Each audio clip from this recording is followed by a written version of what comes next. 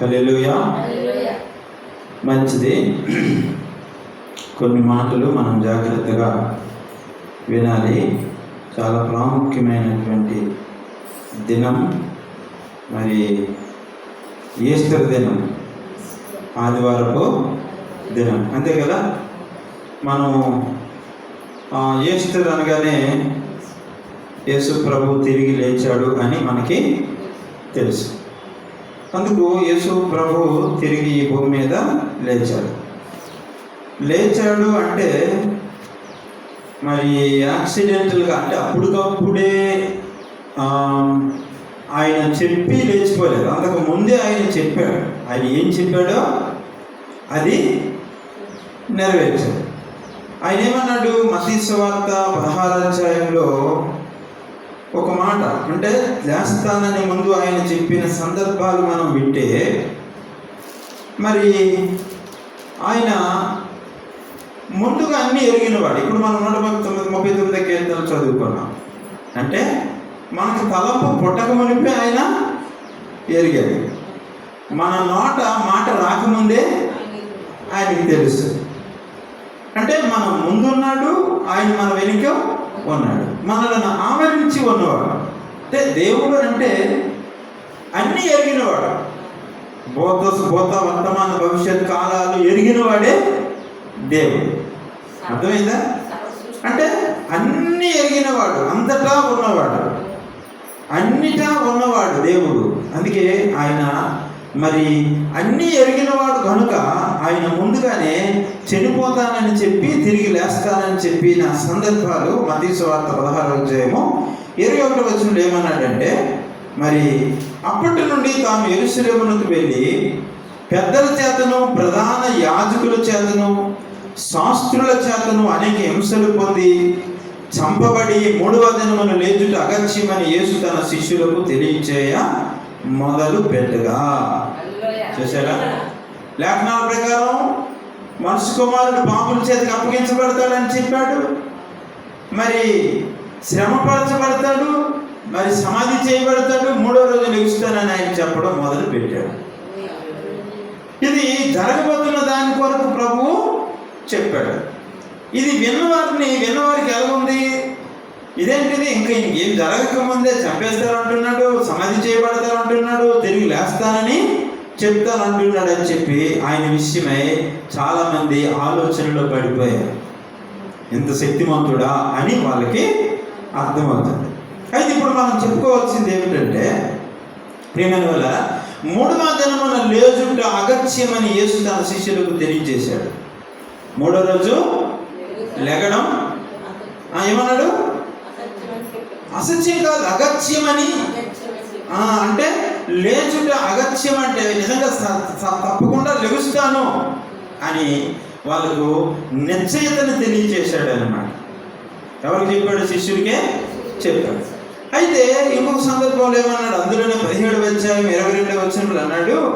17:22 చదివితే, వారు గలిలయలో సంచరించుచుండగా యేసు మనిషి కుమారుడు మనుషుల చేతికి అప్పగింపబడబోచున్నాడు, వారు ఆయనను చంపుదురు, 3వ దినమున ఆయన లేచునని వారితో చెప్పగా వారు బహుగా దుఃఖపడి.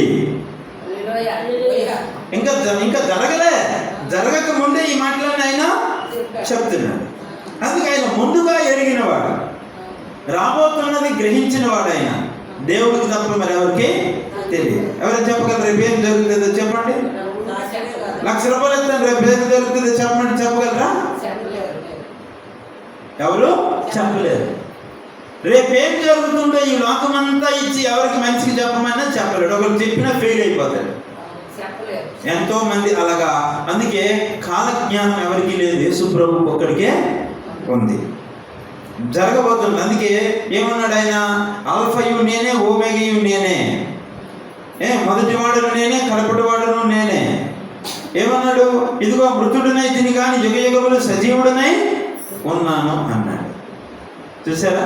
అంటే ముందుగా ఎరిగిన వాడు ఈ మాటలన్నీ చెప్తున్నాడు. అందుకే ఇంకేమన్నాడు? మత్తయి సువార్త 20వ అధ్యాయము 17వ వచనంలో అన్నాడు, మీరు జాగ్రత్తగా వినండి, గ్రహించండి.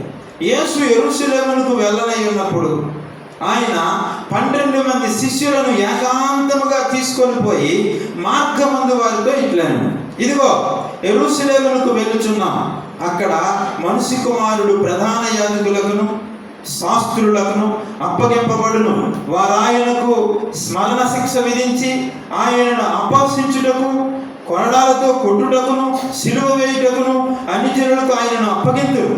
3వ దినమున ఆయన మరలా లేచును. ముందుగా చెప్పేస్తున్నాడు ఆయన, ఇంకా చనిపోలేదు, ఇలా జరిగిపోతుంది అని చెప్పేస్తూ ఉన్నాడు. ప్రజలకు చెప్తున్నాడు, శిష్యులకు చెప్తున్నాడు, తన చుట్టూ ఉన్న జనసమూహం అంతటికీ కూడా ఈ మాటలు ఆయన చెప్తూ ఉన్నాడు. అందుకు ఆయన ముందుగా ఎరిగినవాడు. ఇంకేమన్నాడు? ఇంకొక సందర్భంలో లూకా సువార్తలో 9వ అధ్యాయము 22వ వచనాన్ని మనం చదివితే మీకు అర్థం కావడానికి నేను చెప్తున్నాను ఈ మాటలు, గమనించండి. మనిషి కుమారుడు, లూకా సువార్త 9వ అధ్యాయము 22వ వచనం, మనిషి కుమారుడు బహు శ్రమలు పొంది పెద్దల చేతను ప్రధాన యాజకుల చేతను శాస్త్రుల చేతను విసర్జించబడి చంపబడి 3వ దినమున లేచుట అగత్యమని చెప్పాను. హల్లెలూయా. చూసారా? మళ్ళీ చెప్తున్నాడు మరొక సందర్భంలో. అంటే ఆయన చెప్పిన సందర్భాలు గుర్తు చేసుకోవాలి. అంటే శ్రమ పొందుతాడు, మరి పాపుల చేతికి అప్పగించబడతాడు, మరి ఆయన చిత్రహింసలు పెడతారు, మరి అప్పగించబడి నానా రకాలుగా నిందలు హింసలు పెట్టేస్తారు, చంపబడతాడు, తిరిగి మళ్ళీ లెగుస్తాను అని ఆయన తెలియజేస్తూ ఉన్నాడు. కాబట్టి ఆయన తిరిగి లేఖనముల ప్రకారం ఏం చేశాడు? తిరిగి ఆయన నిజంగానే లేచాడు. అంతేనా? ఆయన చెప్పినట్టు ఏం చేశాడు? లేచాడు, అంతే. అందుకు తాను చెప్పినట్టే అంటాడు. చూడండి, తాను చెప్పినట్టే ఆయన ఇక్కడ లేడు, ఆయన లేచి ఉన్నాడు అంటాడు లూకా సువార్తలో. చూడండి, ఆయన ఏమన్నాడంటే, జాగ్రత్త వినండి ఈ మాటలు ప్రియమైన వాళ్ళారా. మరి ఆయన చెప్పినట్టే ఆయన ఏం చేశాడట? మళ్ళీ తిరిగి లేచెను. ఆయన ఇక్కడ లేడు, ఆయన లేచి ఉన్నాడు. హల్లెలూయా. చూసారా? అంటే ఆయన ఏమైతే చెప్పాడో ఈ సమాధిలో ఆయన మరి లేడు, తిరిగి ఆయన లేచాడు. వీళ్ళేమనుకున్నారు? ఆయన ఇంకా లేవలేదేమో అని సుగంధ ద్రవ్యాలు పట్టుకొని సమాధి దగ్గరికి వెళ్ళారు. దేవుని మీద వాళ్ళకు ప్రేమ ఉంది, కానీ ఆయన చెప్పిన ప్రవచన వాక్యాలు వాళ్ళ హృదయంలో లేవు. ఇప్పుడు ఎందుకు సుగంధ ద్రవ్యాలు ఎందుకు పట్టుకొని వెళ్ళాలి? అవసరం ఏముంది? ఆయన లేచిపోతాడని చెప్పాడు కదా, తిరిగి లేస్తానని చెప్పినోడికి ఆ సుగంధ ద్రవ్యాలు ఎక్కడేస్తారు వాళ్ళు వెళ్ళి? అంటే ఆయన చెప్పిన మాటలు వారికి జ్ఞాపకానికి లేవు. ఈరోజు మన జీవితం అంతే. ఒక్కొక్కసారి ఆయన చెప్పిన మాటలు మనం జ్ఞాపకానికి తెచ్చుకోవడం లేదు. ఆయన ఏం చెప్తున్నాడో ఆ మాటలు మనం జ్ఞాపకం చేసుకోవాలి, గుర్తుపెట్టుకోండి.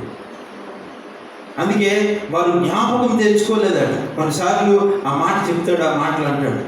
అందుకే వాళ్ళకి ఎలాగొంది తెలిసిన మరి అయితే వారి మాటలు వీరి దృష్టికి వెర్రి మాటలుగా కనపడను కనుక వీరు వారి మాటలు నమ్మలేదు. దేవదూతలు చెప్తున్నారు ఏమని? ఆయన ఇక్కడ లేడు, లేచి ఉన్నాడు. సజీవుడైన వాడిని మీరు మృతుల్లో ఎందుకు ఎదుగుతున్నారు? తాను చెప్పినట్టే ఆయన లేచాడయ్యా, సమాధిలో నుండి తిరిగి లేచాడు. అంటే వాళ్ళకి జ్ఞాపకం రావాలి కదా, ఈయన దేవుడైన వాళ్ళకి గుర్తు రావాలి కదా. వాళ్ళు ఏం చేశారట? అయితే వారి మాటలు వీరి దృష్టికి వెర్రి మాటలుగా కనబడెను కనుక వీరు వారి మాటలు నమ్మలేదు. చూసారా? కొంతమంది స్త్రీలు వచ్చి దేవుని మాటలు చెప్తున్నారు. అయ్యా, మరి ఆ శిష్యుడికి చెప్పారు, వచ్చి శిష్యుడికి ఆ స్త్రీలు వచ్చి చెప్తే ఆ మాటలు నమ్మలేదు. దేవదూతలు మాకు ఇలా చెప్పారు, మేము వెళ్ళి చూసాము, సమాధిలో యేసుప్రభు లేడని చెప్తే శిష్యులు ఎవరు నమ్మలేదు. వెర్రి మాటలుగా కనబడ్డాయట. ఈరోజు కూడా మనుషులకి దేవుని మాటలు ఎలా ఉన్నాయి? వెర్రి మాటల్లాగా ఉన్నాయి కదా. అందుకే నశించిన వారికి సిలువను గుర్చిన వార్త వెర్రితనం. ఎవరికి వెర్రితనం? నశించిన వాళ్ళకే వెర్రితనం. మనకైతే దేవుని శక్తి. మనకైతే ఇదేంటండి? దేవుని శక్తి. గుర్తుపెట్టుకోండి. అందుకే యేసు ప్రభు తిరిగి ఆయన మరలా తిరిగి లేచాడు. అయితే లేచిన యేసు ప్రభు ప్రియమైన వాళ్ళారా, భూకంపము మరి అక్కడ కలిగింది. మరి దేవదూత అక్కడ సమాధి తెరిచాడు. మరి యేసు బయటికి రావడానికి సమాధి దేవదూత తెరిచాడని కాదు, కానీ సమాధి రాయిలే అడ్డు కాదు యేసు ప్రభుకి. అంటే ముందుగా దేవదూతలు ఏం చేశారు, ఆ రాజ్య సమాధిని తెరిచేసరికి యేసు ప్రభు తిరిగి లేచాడు. మళ్ళీ భూకంపం చుట్టూ కలిగింది. అందుకే మరి ఇప్పుడు ఏం చేయాలో తెలిసిన, ఈస్టర్ అంటే అర్థం ఏంటంటే వచ్చి చూడండి, వెళ్ళి చెప్పండి. వచ్చి చూడండి, వెళ్ళి చెప్పండి. ఏమిటి వచ్చి చూడాలా? యేసు సమాధిని మీరు వచ్చి చూడండి. యేసు సమాధిలో లేడు, లేచాడు. మీరు వచ్చి చూడండి, వెళ్ళి చెప్పండి. అంతేనా కదా? మనం చూడకుండా చెప్పలేం కదా, వినకుండా చెప్పలేం కదా. అందుకేమంటారు, వింటేనే విషయం తెలుస్తుందండి, దిగితేనే లోతు తెలుస్తుంది, తింటేనే రుచి తెలుస్తుంది. చూడకుండా మనకి ఏమీ తెలియదు. అందుకే దేవుడు ప్రభు చెబుతున్న మాట ఏంటంటే, ఈస్టర్ సందర్భంగా మీరు వచ్చి చూడండి, వెళ్ళి చెప్పండి. వచ్చి చూసి వెళ్ళి చెప్పాలి. ఏమని చెప్పాలా? ఆయన ఇక్కడ, ఆయన సమాధిలో లేడు, తాను చెప్పినట్టే సమాధిలో నుండి తిరిగి లేచాడు. హల్లెలూయా. అందుకే నేను ఒక మాట చెప్పాను, దేవుడు మృతుడా మృత్యుంజయుడా? అది దేవుడు మృతుడు కాదు, మృత్యువును జయించినవాడు. అందుకు మరణమును ఈ ప్రపంచ ప్రజలందరినీ మృంగేస్తుంది మరణం. ఆదాము మొదలుకొని ఈ లోకం ఎంతవరకు ఉందో అంతవరకు, అంతమయ్యేంత వరకు కూడా ప్రజలను మరణం ఏం చేస్తుంది? మృంగి వేస్తుంది. అందుకే పౌలు అన్నాడు, మరణమా నీ ముళ్ళెక్కడా అని అడిగాడు. మరణమునకు ఉన్న ముళ్ళు ఏంటంటే పాపమే. అందుకే ఒక మనుషుని ద్వారా పాపము, ఆ పాపము ద్వారా భూమి మీదకి మరణము వచ్చింది. అందుకే భూమి మీద మనిషికి అన్ని భయాల కంటే మరణ భయము గొప్పది. చచ్చిపోతానంటే ఏదైనా చేసేస్తాడు, చచ్చిపోతామంటే ఏమైనా ఇచ్చేస్తాడు, చచ్చిపోతామంటే ఎక్కడికైనా వెళ్తాడు, చచ్చిపోతామంటే దేన్నైనా మొక్కేస్తాడు. అంతే కదా? అందుకే మరణం అంటే ప్రతి ఒక్కరికి భయం. అందుకే మరణం అందరినీ మృంగి వేసేస్తుంది. రాజు అని లేదు, రెడ్డి అని లేదు, చదువుకున్నవాడని లేదు, చదువులేనని లేదు, ఈ దేశం అని లేదు, ఆ దేశం అని లేదు, ఏ భేదము లేదు, అందరినీ మరణం ఏమవుతుంది? మృంగి వేస్తుంది. అందుకే మరణము చూడక బ్రతుకు నరుడు ఎవడు అన్నాడు వాక్యం. చచ్చిపోకుండా బ్రతికే నరుడు ఎవడైనా ఉన్నాడా భూమి మీద? లేదు. ఇప్పుడు దేవుడు ఏం చేశాడు? చివరికి చూసారా ఎంత మర్మం అంటే, అందుకు మరణ శాసనము రాసిన వాడు కూడా ఏమైపోవాలట? మరణించాలి. హెబ్రీయులకు రాసిన పత్రికలో ఈ మాట మీకు జ్ఞాపకానికి తెస్తాను. చూడండి ఒకసారి, హెబ్రీయులకు రాసిన పత్రికలో ఆ మాట మీరు ఒకవేళ బైబిల్ తెరచవచ్చు, లేకపోతే నేను చదివింది మరి నేను చెప్పింది మీరు వినండి, జాగ్రత్తగా చదువుతాను. హెబ్రీయులకు రాసిన పత్రిక 9వ అధ్యాయం 16వ వచనం ఇలాగ వ్రాయబడి ఉన్నది, మరణ శాసనం ఎక్కడ ఉండునో అక్కడ మరణ శాసనము రాసిన వాని మరణం అవశ్యం. ఎవరు రాశారు మరణ శాసనం? దేవుడు రాశాడు, కానీ ఎవరు తెచ్చుకున్నారు మరణం? మనం తెచ్చుకోరు. అందుకే నేను మనం చెప్పాను మీకు, ఏమని చెప్పాను? రాయించుకునేది మనము, రాసిన వాడు ఆయన. మరణ శాసనము రాయించుకున్న వారు మనం. ఎందుకంటే ఆయన ఆజ్ఞని అతిక్రమించాం, పాపం చేశాం, దేవుడు వద్దనేది చేశాం. దేవుడు ఏ పండు తినొద్దంటే అదే తిన్నాం. ఈరోజు మనిషి యొక్క హేతు ఏంటో తెలిసిన, ఏది వద్దంటే అదే చేస్తాడు. అందుకే బాలుని హృదయంలో నుండి మూఢత్వం స్వాభావికంగా వస్తుంది. చిన్నపిల్లడి దగ్గరికి వెళ్ళి అది చేయకురంటే ఏం చేస్తాడు? అదే చేస్తాడు. ఒకవేళ లాగాన్ని అక్కడి నుంచి అక్కడ లాగి తీసుకొచ్చి ఇక్కడ పెడితే మళ్ళీ అక్కడికే పరిగెత్తుకొని వెళ్తాడు. అంటే మానవ నైజం ఏంటి? దేవుడు ఏదైతే వద్దన్నాడు అదే చేస్తాడు. దేవుడు అందుకే దేవుడు అన్నాడు తినుదినమన చచ్చెదరు అన్నాడు. తిన్నాము, ఆధ్యాత్మికంగా ఏమైపోయాము? చచ్చిపోయాము. ఇప్పుడు చచ్చిపోయాం కనుక మరణ శాసనం రాసింది ఎవరు? ప్రభు. వ్రాయించుకున్నారు ఎవరు? మనమే. ఆయన కోరి రాయలేదు మనకి. అది మరణం ఆయన మనకి పెట్టలేదు. అసలు మరణం అనేది మన స్వయంకృత అపరాధం. మరణమే లేదు. ఎంత అద్భుతమైన. అందుకన్నాడు ఇక్కడ మరణ శాసనం ఎక్కడ ఉండునో అక్కడ మరణ శాసనము రాసిన వారి మరణం అవశ్యం. ఆ శాసనము రాసిన వాడు మరణము పొందితేనే అది చెల్లును. అది రాసిన వాడు జీవించుచుండగా అది ఎప్పుడైనాను చెల్లునా అన్నాడు. రాసిన వాడు ఏమవ్వాలట? చనిపోవాలి. రాసిన వాడు ఎవరు? దేవుడు. దేవుడు ఏమవ్వాలా? ఈ భూమి మీదకి వచ్చి చనిపోవాలి. దేవుడు చనిపోవడం ఏంటి అంటే దేవుడు అందుకే తన ప్రియకుమారుడైన యేసుక్రీస్తుని భూమి మీదకి పంపించాడు. ఆయన పేరే యేసు. తన ప్రియకుమారుడైన యేసు ప్రభుని లోకానికి పంపించాడు. ఆయన ఏమైపోయాడు? మనందరి కొరకు చనిపోయాడు, మరణం అయిపోయాడు. చూసారా? ఇప్పుడు ఏం చేశాడు ఆయన మరణం ఎక్కడుందో మరణం దగ్గరికి ఆయన వెళ్ళి ఆయన మరణించి ఆ మరణాన్ని పట్టుకొని శుక్రవారం సిలువ వేయబడ్డాడు, శనివారం సమాధిలో ఉన్నాడు, ఆదివారం ఏమో ఆ మరణాన్ని చేతితో పట్టుకొని బయటికి వచ్చాడు.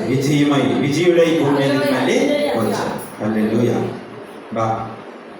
ఇది అందుకే ఈస్టర్ సామాన్యమైనది కాదు. అందుకే మరణమును జయించిన రోజు అన్నమాట. యేసు ప్రభు మరణమును జయించిన రోజు. అందుకే యేసు ప్రభుకు ఒక చరిత్ర. క్రీస్తు పూర్వము క్రీస్తు శకం అనడానికి కారణము అదే. అందుకే ఈ మధ్య ఈ యేసు ప్రభు తిరిగి లేచాడు, యేసు ప్రభు చనిపోయాడు, యేసు ప్రభుని జనాలు కోట్ల మంది నమ్ముకుంటున్నారని చెప్పాట. ఈ అధికారులందరూ ఒక మీటింగ్ పెట్టారట. మీటింగ్ పెట్టి యేసు ప్రభు నమ్ముకుంటున్నారు కోట్ల మంది, ఎలాగైనా మనం ఆపియాలా, ఆ యేసు ప్రభుని అనగదొక్కియాలా, నమ్ముకున్న వాళ్ళు కూడా అనగదొక్కియాలా అని మీటింగ్లో చెప్తున్నాడట. ఎలా సాధ్యం, ఏం చేస్తే బాగుంటుందంటే ఆ మీటింగ్లో ఉన్న ఒక అధికారి వెనక నుండి లేచి అన్నాడట, అయ్యా నా దగ్గర ఒక సొల్యూషన్ ఉంది అన్నాడట. ఏమిటయ్యా సొల్యూషన్ అంటే, ఏమిటి ఆ పరిష్కారం అని అంటే, ఏం లేదయ్యా, యేసు ప్రభు తిరిగి లేచాడనే కదా అందరూ నమ్ముకుంటున్నారు. ఇప్పుడు ఆయన నమ్మకుండా ఉండాలంటే మనం కూడా ఎవరో ఒకరు చచ్చిపోయి తిరిగి లేవాలన్నాడు. సాధ్యమా? అది సాధ్యమే కాదు. అంటే మనిషి యేసులాగా చేయాలనుకుంటున్నారు, కానీ యేసులాగా ఎవరు చేయలేరు, ఉండలేరు, చేయలేరు. ఆయన రూటే వేరు. ఆయన దేవాది దేవుడు ఆయన. అందుకు ఆయన చనిపోయి ఏం చేశాడు? ఆ మరణాన్ని పట్టుకొని మింగేసి వచ్చాడు. అందుకన్నాడు ఆయన సజీవుడు. అందుకన్నాడు ప్రకటన గ్రంథంలో ఏమన్నాడంటే, ప్రకటన గ్రంథం 1వ అధ్యాయంలో ఆ మాట చదివితే అధికారము ఆయనకి ఇవ్వబడిందట. మరణము అంటాడు. ఆ మాట చదువుతాం, క్లియర్గా చదువుతాం. ప్రియమైన వారు 1వ అధ్యాయం ప్రకటన గ్రంథం ఈ మాట జాగ్రత్త వినండి. నేను మొదటి వాడను, కడపటి వాడను, జీవించువాడను, మృతుడనైతిని గాని ఇదిగో యుగములు సజీవుడనై ఉన్నాను. మరియు మరణము యొక్కయు పాతాళ లోకము యొక్కయు తాళపు చెవులు నా స్వాధీనములో ఉన్నవి. హల్లెలూయా. ఇప్పుడు తాళాలు ఎవరి దగ్గర ఉన్నాయి? మరణం యొక్క తాళాలు ప్రభు దగ్గర ఉన్నాయి. పాతాళ లోకం యొక్క తాళపు చెవులు ఆయన దగ్గర. తాళం అంటే ఏంటి? అధికారం. తాళానికి తాళం చెవి దేనికి సాదృశ్యమో? అధికారాన్ని. అందుకే ఆయన మరణం మీద అధికారం ఆయనకు ఉంది. ఇదే యోహాను రాసినటువంటి సువార్తలో ఏమన్నాడు తెలిసిన? 10వ అధ్యాయంలో మనం చదివితే యోహాను సువార్తలో ఏమన్నాడు తెలిసిన? జాగ్రత్తగా వినండి.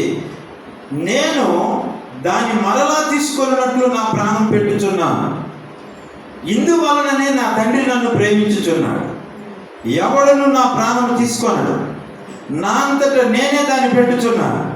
దాన్ని పెట్టుటకు నాకు అధికారము కలదు, దాన్ని తిరిగి తీసుకున్నటకు నాకు అధికారము కలదు. నా తండ్రి వలన ఈ ఆజ్ఞ పొందితిని ఆయనను. నా ప్రాణం ఎవడు తీసుకోలేడు. నన్ను చంపడం ఎవరికి చేత కాదు. ఎందుకంటే మరణమైనటువంటిది నాది, నా చేతుల్లో ఉంది. దాన్ని బంధించగలను, మళ్ళీ ప్రాణాన్ని పోయగలను, ప్రాణం తీసేయగలను, ప్రాణం పోయగలను. చూసారా దేవుడు, అందుకే ఆయన సర్వశక్తిమంతుడు. అందుకే మన ప్రాణము ఎవరి చేతిలో ఉంది? దేవుని చేతిలో ఉంది. అందుకే ఆయన అంటాడు, ఆయన ఏమంటున్నాడు? ప్రాణం పెట్టుటకు నాకు అధికారం కలదు, ప్రాణం తిరిగి తీసుకున్నటకు నాకు అధికారం కలదు అంటాడు. ఎవరికండి అధికారం ఉంటుంది? దేవుడికి మాత్రమే ఈ అధికారం ఉంటుంది. అందుకే అంటున్నాడు ఆయన, ఎవడు నా ప్రాణాన్ని తీసుకోలేదని మీరు అనుకుంటున్నారు. చాలా మంది ప్రశ్న అంటే, దేవుడైతే ఆయన ఎందుకయ్యా చంపాలి, ఆయన ఎందుకయ్యా చచ్చిపోవాలంటారు. లేఖనముల ప్రకారం మృతి పొందాడు, లేఖనముల ప్రకారం 3వ దినమున లేపబడ్డాడు, లేఖనముల ప్రకారం శ్రమ పొందాడు, లేఖనముల ప్రకారం సిలువ వేయబడ్డాడు. అందుకంటున్నాడు, నా అంతటా నేనే ఈ ప్రాణాన్ని పెడుతున్నాను, నా ప్రాణం తీసుకోవడానికి ఎవరికి అధికారము లేదు. ప్రాణం పెట్టుటకు నాకు అధికారం ఉంది, ప్రాణం తిరిగి తీసుకోవడానికి నాకు అధికారము ఉంది అన్నాడు. అంతే కదా.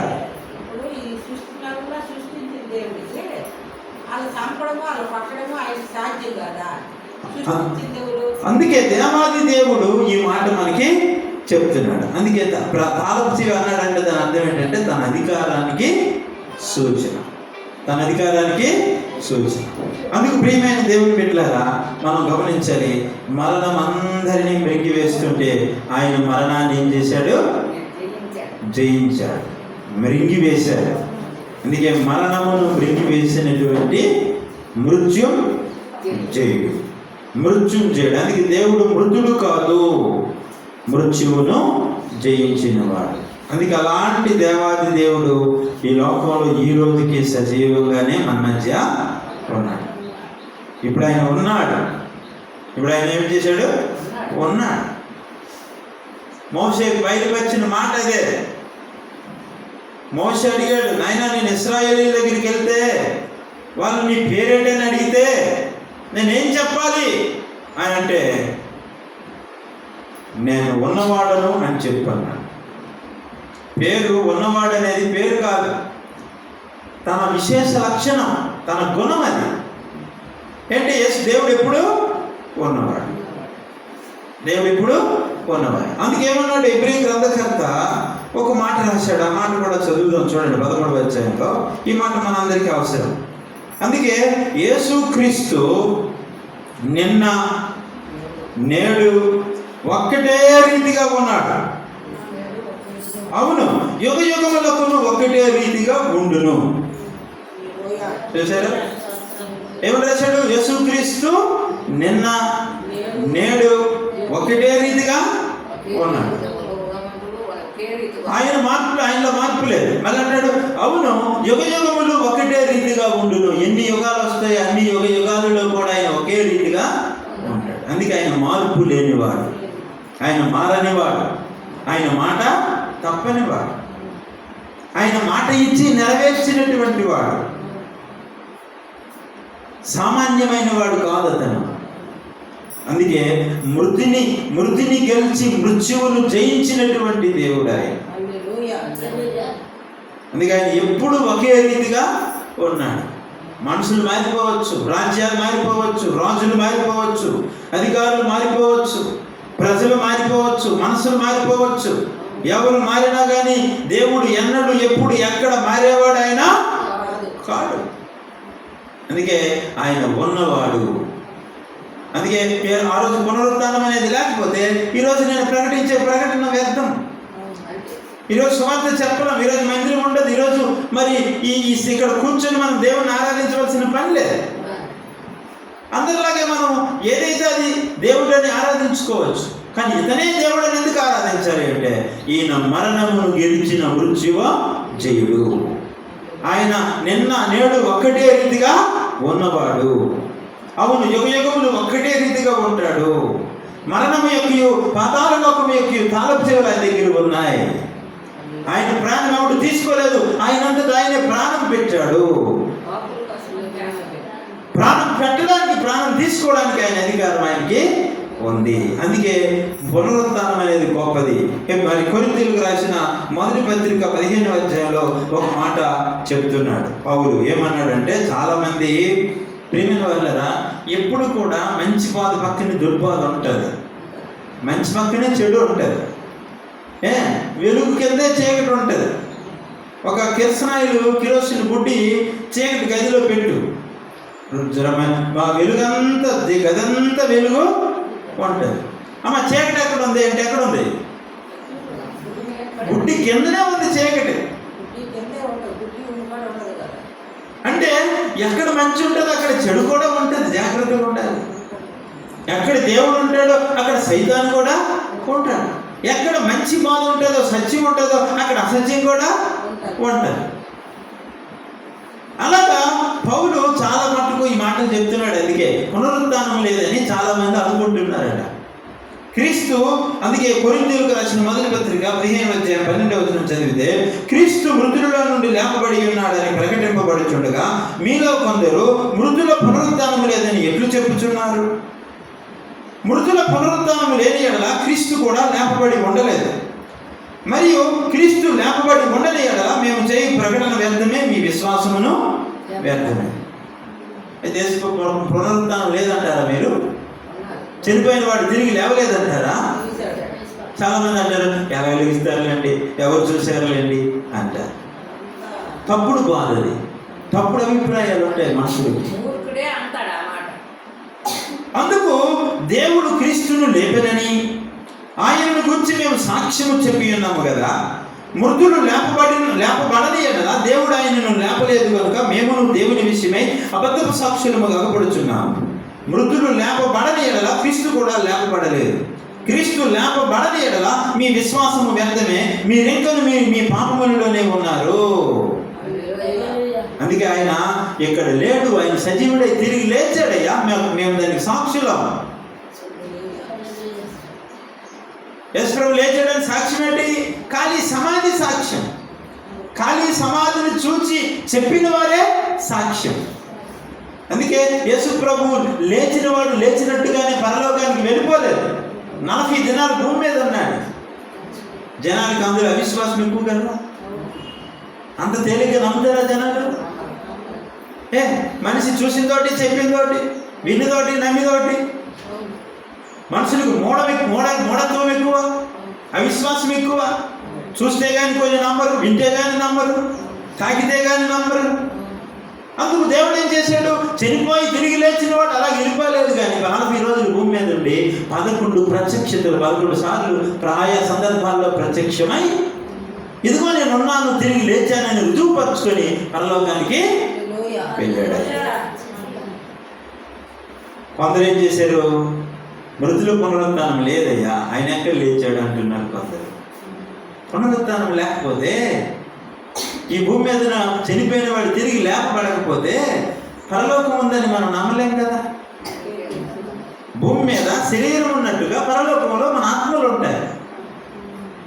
భూమి మీద శరీరం సంచారం చేస్తున్నట్టుగా పరలోకంలో మన ఆత్మలు అక్కడ దేవుని ముందు నిత్యము స్తుతిస్తాయి.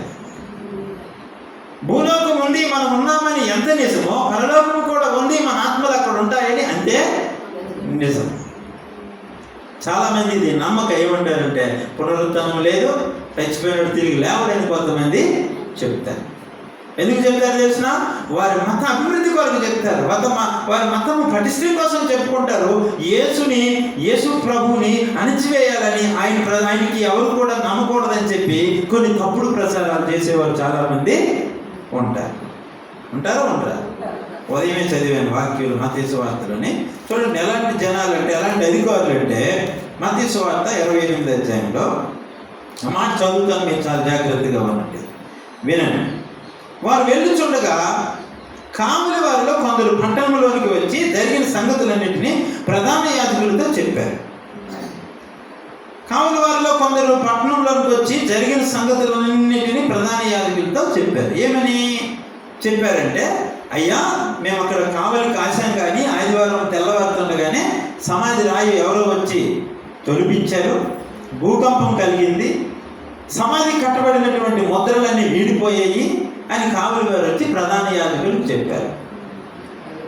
యేసు ప్రభువుని మరణానికి కారకులు ఎవరంటే ప్రధాన యాజకులే, పెద్దలే, అధికారులే.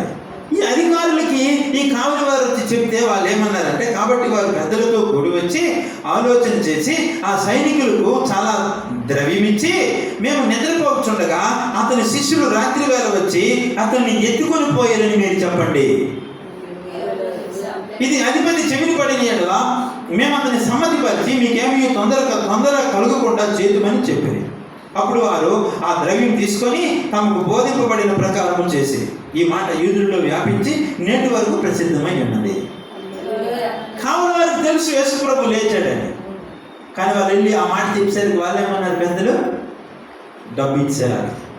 ఎవరంటే చాలా డబ్బు ఇచ్చేస్తాం, మీకు ఎంత కావాలంటే అది తీసుకోండి, కానీ రాత్రి మేము పడుకుంటుండగా శిష్యులు వచ్చి సమాధిలో నుండి యేసుప్రభుని తీసుకెళ్ళిపోయారని అందరికి మీరు చెప్పారా అన్నారు. ఒకవేళ అధిపతి ఏమైనా అంటే మేము చూసుకుంటాం, నీకేం భయలేదు అని చెప్పి డబ్బు ఇచ్చి లంచం ఇచ్చి ఆ మాట వీళ్ళు చెప్పిన మాట ఎలాగుంది, మేము నిద్రపోతుండగా వాళ్ళు వచ్చి తీసుకెళ్ళిపోయారని. నిద్రపోయిన వాళ్ళు ఎలా చూస్తారు? చూడు, అబద్ధపు సాక్ష్యం ఎలాగుందంటే, మేము నిద్రపోవచ్చుండగా శిష్యులు వచ్చి యేసుప్రభుని ఎత్తుకెళ్ళిపోయారని చెప్పండి అన్నాడు. డబ్బులు ఇచ్చారు. అందుకే డబ్బు సముకట్టు, మొద్ద మూతికట్టు. మొద్ద మూతికట్టు, డబ్బు సముకట్టు. అంటే అర్థమండి, మనిషి డబ్బు ఇస్తే మొద్ద పెడితే ఉన్నది లేనట్టుగా చెప్పి ఏదైనా ప్రచారము చేయగలరు. ఇంకొక విచారమైన విషయం ఏంటి తెలిసిన, నేటి వరకు యూదుల్లో ఈ మాట ఉండిపోయిందట. ఏ మాట? తిరిగి లేచాడని కాదు, యేసుప్రభుని శిష్యులు ఎత్తుకెళ్ళిపోయారని అన్నమాట. అందుకే చాలా జాగ్రత్తగా ఉండాలి, లేఖనాలను అర్థం చేసుకోవాలి.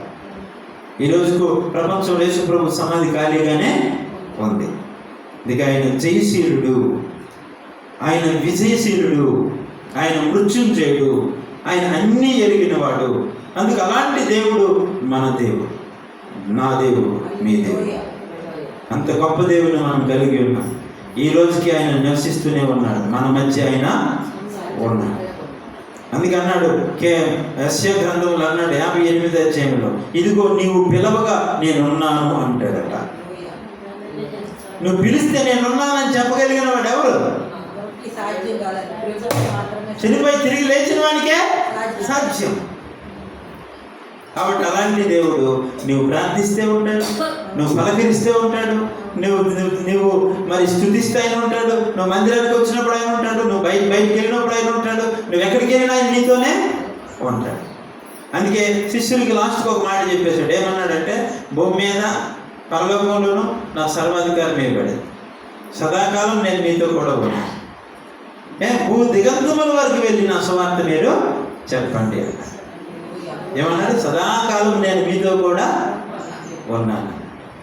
కొంతకాలమే అంతా ఉంటారు జనాలు, కానీ యేసయ్య నా ప్రభు, మన ప్రభువు సదాకాలము.